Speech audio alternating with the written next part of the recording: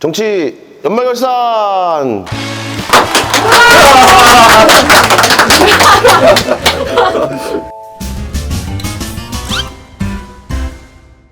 우리가 첫 번째로는 이제 이건 잊을 수 없다 탑3 장면을 했는데, 두 번째 주제로는 이제 양당의 주요 이슈들을 각 출입 기자가 뽑아온 것 같아. 첫 번째는 여당인 국민의힘 2022년 주요 이슈 탑2로 두 가지를 뽑아왔는데, 의원들이 문자 포착, 대표적으로 생각나는 게 체리 따봉. 이거 텔레그램 이모티콘인가? 이거를 잡아온 이유에 대해서 좀 설명을 해줄까? 특히 체리 따봉은 그냥 당 내에서만 어떤 문제 이슈가 아니라 어떻게 보면 그거는 대통령이 한 의원한테 보낸 따봉이고, 권성동 의원이죠. 한 의원이래요. 권성동 의원이고, 권성동 원내대표에게 전 원내대표에게 보낸 아무래도 문자이고, 또 그게 그 당시에 어떤 지도부 체제 그런 것과도 다 맞물려 있어서 이게 결코 작은 이슈가 아니기 때문에 저는 뽑았습니다. 잘 모르시는 분들 위해서 좀 내용을 좀 어떤 거였지? 그 당시 이제 7월 26일인데요. 이제 권성동 원내대표와 윤석열 대통령 간에 이제 텔레그램 문자가 포착이 됐습니다. 그때 당시에 윤석열 대통령이 한 말은, 우리 당도 잘하네요. 계속 이렇게 해야. 내부 총질이나 하던 당대표가 바뀌니 달라졌네요. 이렇게 보냈고요. 이제 권성동 당시 원내대표는 대통령님의 뜻을 잘 받들어 당정이 하나 되는 모습을 보이겠습니다. 라고 했고, 거기에 최종적으로 이제 대통령이 체리 따봉을 보낸 겁니다. 어디서 포착이 됐더라? 그게 본회의장이었는데요. 거기서 문자가 포착이 됐고, 이게 파장이 진짜 일파만파 커졌는데요. 왜냐하면 당시에 이준석 전 대표가 그 윤리위 징계를 받은 상태였기 때문에 이제 당에서는 조금 밀려나는 모습이었고, 윤석열 대통령과 이제 국민의힘 간에 이제 어떤 유착 관계라고 해야 될까요? 모종의 어떤 이야기를 통해서 자신을 그런 세력들이 몰아내는 거다, 이런 식으로 의혹 정도로 하고 있었는데, 이게 실제가 돼 버리니까 아무래도 이게 두 눈으로 확인한 셈이 돼서 더 이제 사건이 커졌다고 볼 수 있습니다. 내부 총질이나 하던 당대표가 누구도 얘기를 안 했는데 이준석 전 대표를 의미한다는 거네? 네, 당시에는 그건 맞는 거고?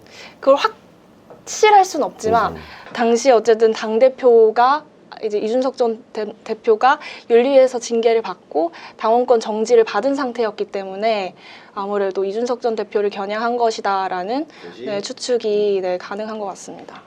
네, 권성동 당시 원내대표가 이거 사퇴까지 이어져야 한다라는 또 내부의 목소리가 있었고, 근데 바로 사퇴를 하기에는 조금 이른 판단에 이제 권성동 원내대표는 이후에 책임을 통감한다면서 자리를 내려놓긴 했습니다. 네. 자연스럽게 1번 이슈로 이어지는 것 같은데, 국민의힘 가처분 굴레라고 하면 아마 이준석 전 대표의 그 관련한 소송 관련한 걸 얘기하는 것 같고, 굴레라고 하는 걸 보니 무한 뭐 이런 느낌인 것 같아. 네, 맞습니다. 이걸 좀 설명을 좀 해줄까? 이게 굉장히 타임라인이 진짜 길고 내용이 정말 복잡해서 어떻게 설명을 드려야 하나 조금 고민이 많이 됐는데요. 가처분이 이제 두 차례 정도 크게 있었고, 그걸로 인해서 당이 이제 지도부가 바뀌고 또 새 지도부가 들어서고 이런 과정을 겪었습니다. 좀 간략하게 말씀드리면, 이제 지난 7월 8일에 이준석 전 대표가 당 윤리위에서 징계 6개월을 받았습니다. 명분은 성상납 의혹의 증거 인멸 교사 의혹으로 이제 이준석 전 대표가 6개월의 징계를 받았고, 그러면서 당원권 정지가 바로 된 거죠. 그래서 권성동 당시 원내대표가 당대표 직무대행을 겸하게 됩니다. 아무래도 이제 겸직을 하게 되면 이게 당이 좀 혼란스러우니 비대위 체제가 또 꾸려져야 한다라는 내부의 목소리가 있었고, 그렇게 해서 이렇게 추진해서 최고위에서 그렇게 의결을 하고 추진해서 결국엔 또 주호영 현 원내대표가 당시 비상대책위원장을 맡게 되거든요. 그때가 이제 8월 16일쯤인데 아무래도 이준석 전 대표는 이거 불합리하다. 내가 빠지고 갑자기 최고위에서 의결을 하더니 이런 식으로 당의 체제가 바뀌어버리면 이건 말이 안 된다. 당시 당이 비상 상황이라는 근거가 무엇이냐 이런 이유로 가처분 신청을 내게 되는데요. 이 가처분 신청이 일부 받아들여지게 됩니다. 뭐에 대한 가처분이었지? 이 현재 최고위에서 비대위로의 전환하는 과정에서 와. 이 방법이 문제라는 거였습니다. 그리고 하나가 더 아마 주호영 비대위원장은 그게 정당한 자리가 아니다라는 거였던 것 같아. 그래서 여기서 일부 인용이 돼서 이 주호영 당시 비대위원장의 직무가 바로 정지가 되는데요. 이 시점이 그 국민의힘 연찬회와 맞물려서 더 이렇게 혼란을 낳았는데 그때가 8월 26일이었고 이제 연찬회 이튿날 이제 집에 해산하는 그 날이었거든요. 근데 이제 저희는 의원님들은 이미 버스를 타서 떠난 상태였고 이제 현재 그 정치부 기자들만 그 연찬회 장소에 남아 있었고 이제 버스를 탑승하기 직전인 상황이었어요. 근데 그때 이제 속보가 뜬 거죠. 법원에서 주호영 비대위원장 직무정지 이렇게 이 속보가 떴고 저희들은 이제 다 멘붕이 된 거죠. 왜냐하면 저희는 가처분 신청이 기각될 거라고 그치, 대부분 예상을 맞아. 했었거든요. 그래서 이거 어떻게 해야 되냐. 의원님들 방금 버스 타고 떠났는데 그러면서 이제 발표 시점도 되게 기자들은 의문을 삼기도 했어요.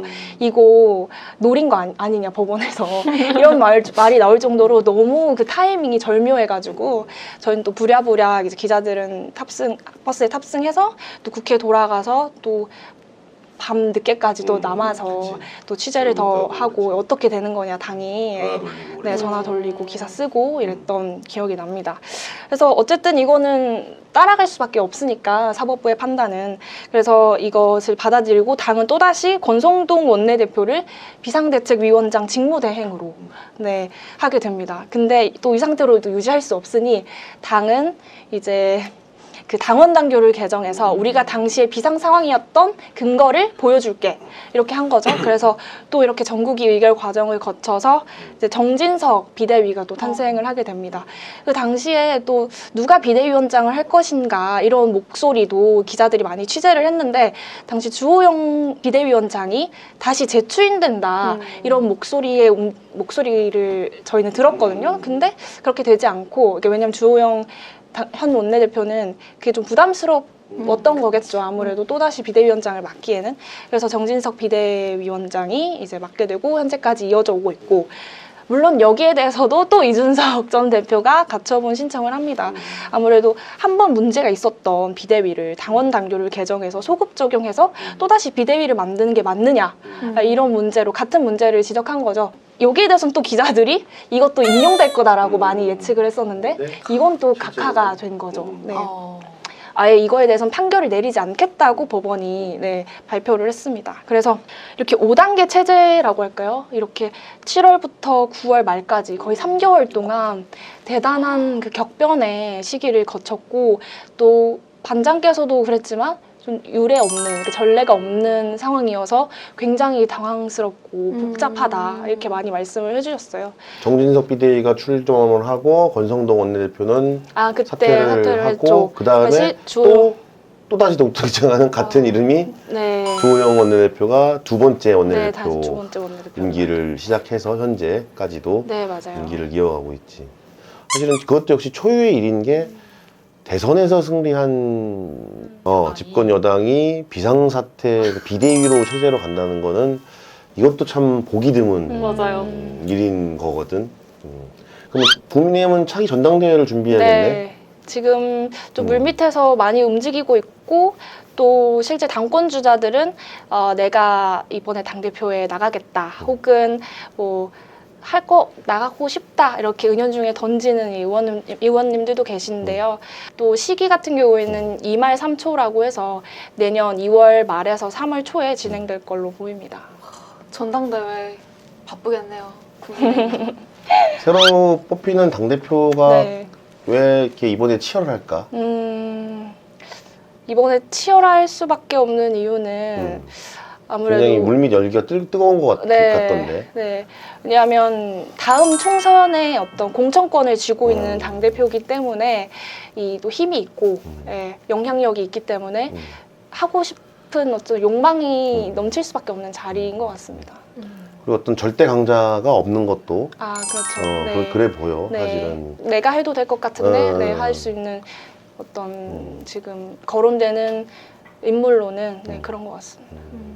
국민의힘은 아직 여전히 좀 당분간 좀 이 소수 네. 여소야대 전국을 헤쳐가야 되는 과제와 더불어서 당내 이제 리더십 네. 확립이 가장 중요한 네. 이슈겠고 올해에서 그래서 올해를 돌이켜 봤을 때는 당 자체가 한 해 동안 좀 뭐랄까 엉망진창 아수라장 엉망진창이라고 엉망진창까지 해도 될 것 같아. 네. 속된 말로 개판. 개판. 개판. 의원님들도 실제로 뭐 그렇게 생각하실 거예요. 음. 집권 여당이 정권 초기에 이래서 되겠냐. 빨리 어떻게 해결해야 된다. 면이 안 선다.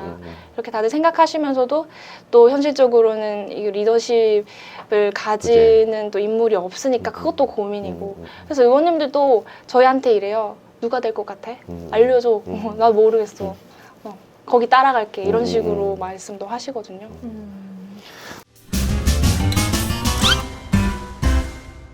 바로 이어서 더불어민주당 주요 이슈 두 가지를 압수수색 그리고 이재명 네. 두 가지 키워드를 가져왔는데 압수수색이랑 이게 사실은 두 가지가 맞물려 있죠. 네, 엮인이어서 네, 그냥 맞물려 있고요. 그냥 이재명인 것 같은데 통합으로 묶어서 1년을 돌이키면서 민주당 상황을 한번 올해 민주당 상황을 설명을 해주시길. 정말 제가 이거 준비하면서 주마등처럼 1년이 지나가는데 지긋지긋하더라고요. 아, 너무 지긋지긋해요. 그러니까 보면서 정말 이슈가 뭐가 있을까 정말 열심히 꼽아봤는데 이재명으로 시작해서 이재명으로 끝나요. 어쩔 수가 없어요. 이거는 다른 이슈가 있을 수가 없고 제가 주변 기자들한테도 막 물어봤어요. 나 이런 거 찍어야 되는데 추천 좀 해줘. 그러니까 다들 사법 리스크, 이재명, 압수수색 이 세 가지 단어 외의 것들은 나오지가 않더라고요. 다 이재명이네. 네, 그러니까 결국은 이 이재명 대표의 영향력이 민주당에서 그만큼 크다는 방증이기도 하지만 정말 블랙홀 같은 이슈였다라는 점이 저는 다시 한번 이걸 준비하면서 느껴졌어요. 사실 저는 이재명 마크맨으로서 아까도 말씀드렸지만 대선 때부터 이재명 당시 후보를 따라다녔고 정말 숨가쁘게 선거를 치렀다. 이 사람 정말 인간 대 인간으로서 저는 이 체력이 이렇게까지 될까 싶을 정도로 정말 많은 선거를 치렀거든요. 이번 한 해 3월 9일 일단 대통령 선거 치렀고 잠깐 어디 이렇게 조용히 계신가 싶었는데 바로 이제 6월 1일 지방선거에 이제 재보궐선거 인천 계양을에 출마를 하셨고 그래서 드디어 0.5선이라고 하는 배지를 달고 국회를 이제 드디어 입성을 하신 거죠.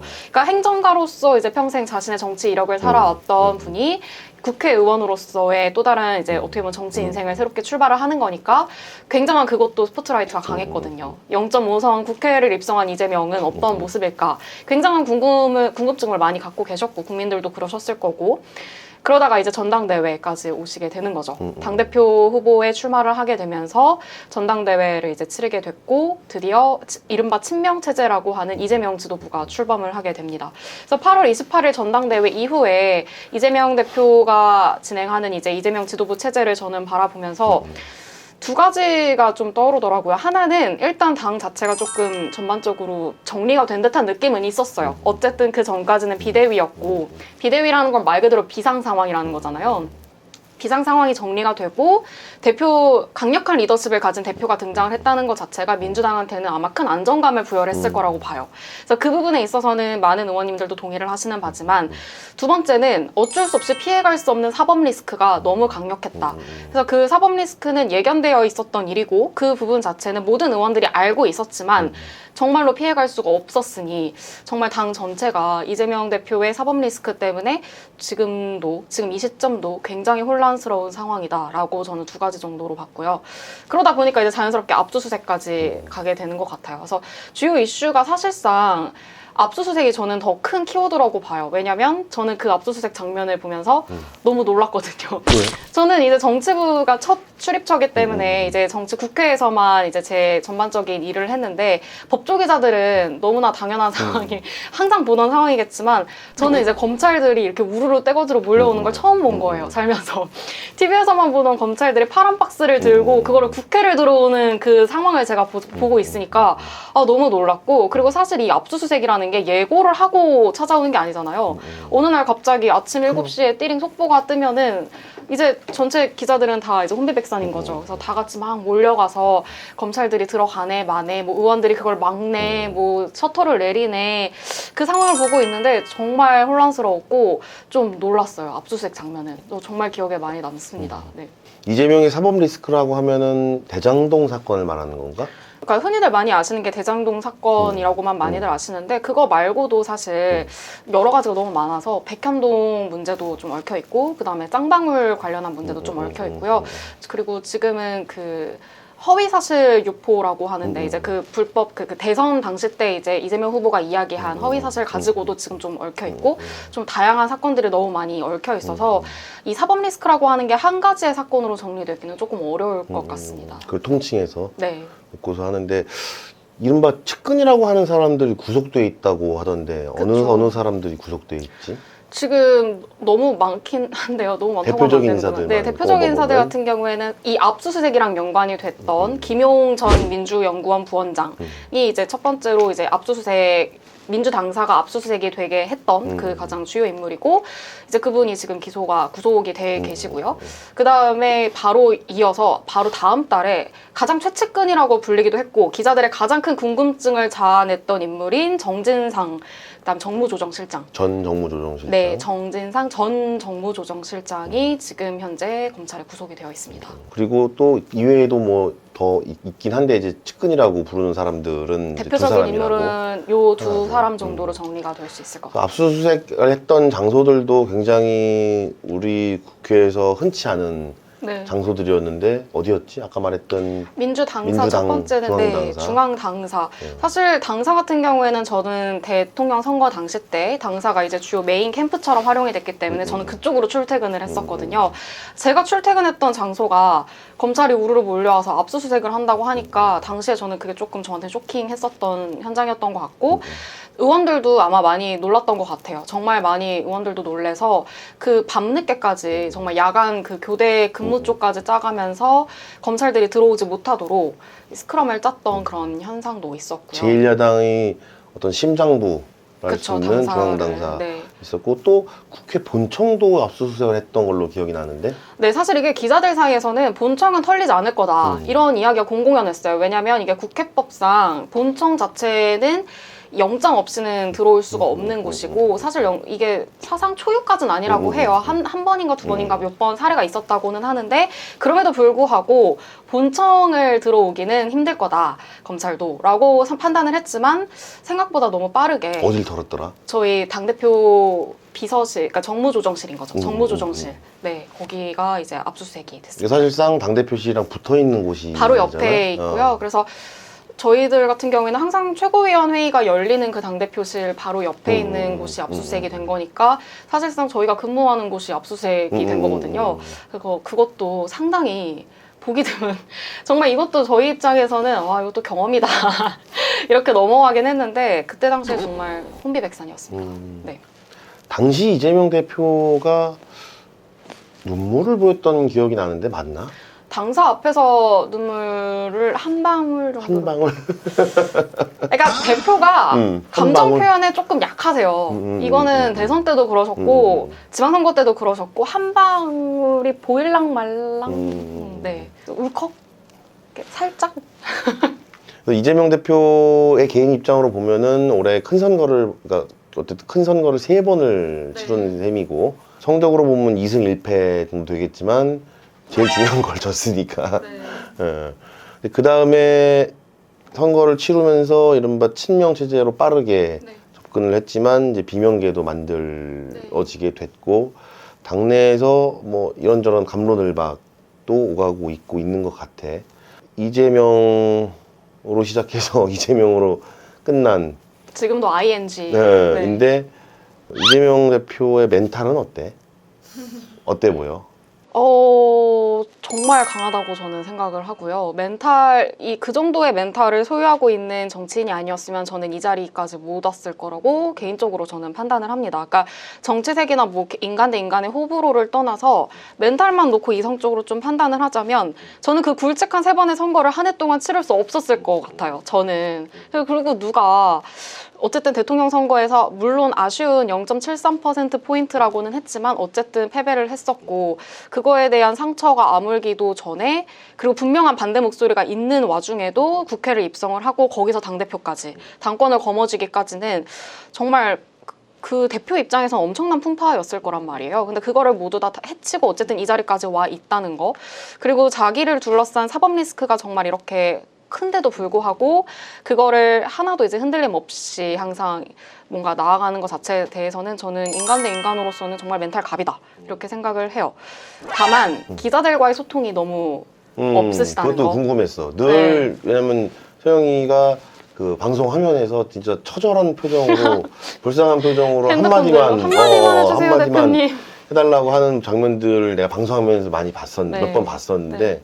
안타까웠지. 보는 나도. 근데 정말 아무 말은 안 해? 네. 아예 안 하시고요. 마스크 속에서 약간 웃고 있는 것 같아? 아니면 아무 무표정인 것 같아? 실제 수고. 옆에서 가장 가깝게 보니까. 수고하십니다. 이러고 진짜 영혼 가세요. 없이. 수고하십니다. 그러니까 어디를 움직여도 기자들이 엄청, 구름대처럼 네, 따라붙고 답장 없는 그라는 거를 네, 알지만 알죠. 계속 물어보고. 네, 그렇죠.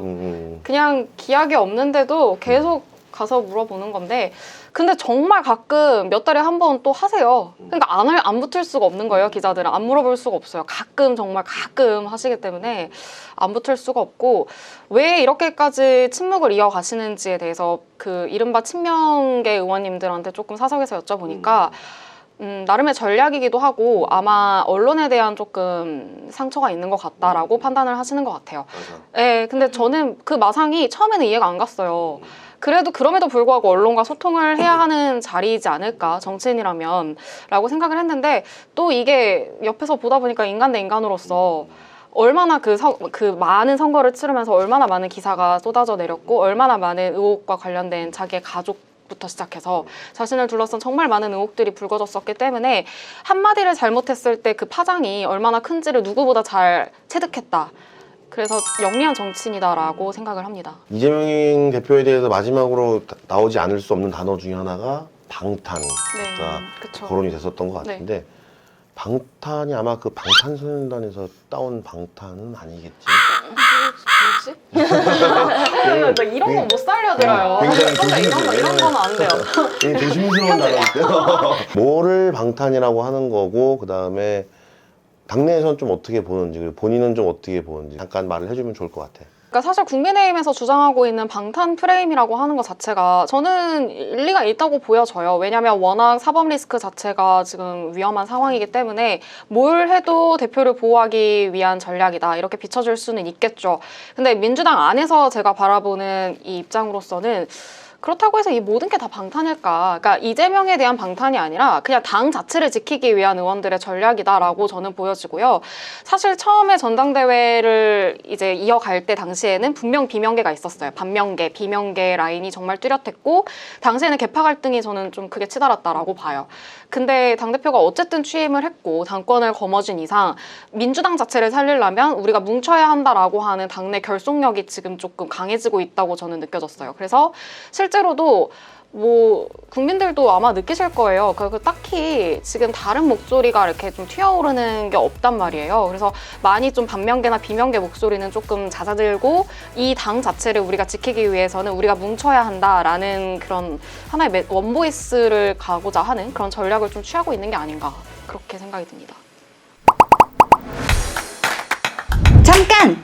주식이 어렵다고? 하루 10분! 감을 보면 성공 투자에 감이 잡힌다.